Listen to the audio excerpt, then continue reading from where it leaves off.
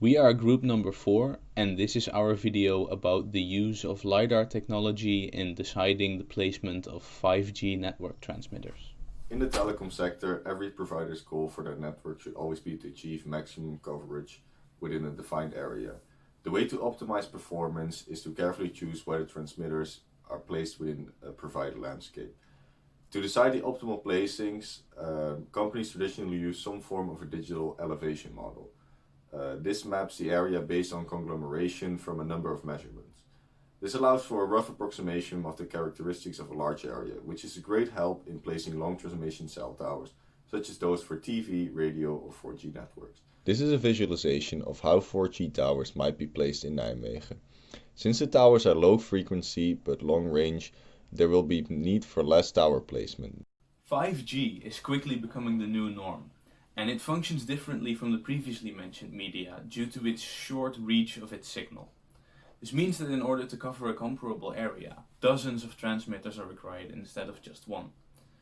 The issue of optimal transmitter placement then becomes much more crucial. In contrast with the map that we showed earlier, this is more or less what the distribution of 5G towers around Nijmegen would look like.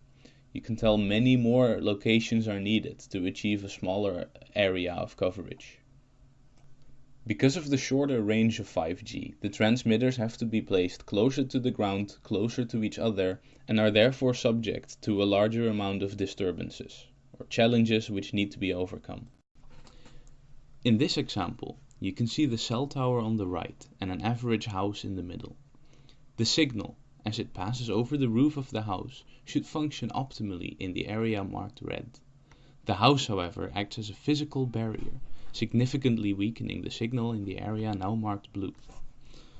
To counteract this, you would want to place the next tower somewhere to the left of this house so that the blue area can be sufficiently serviced as well.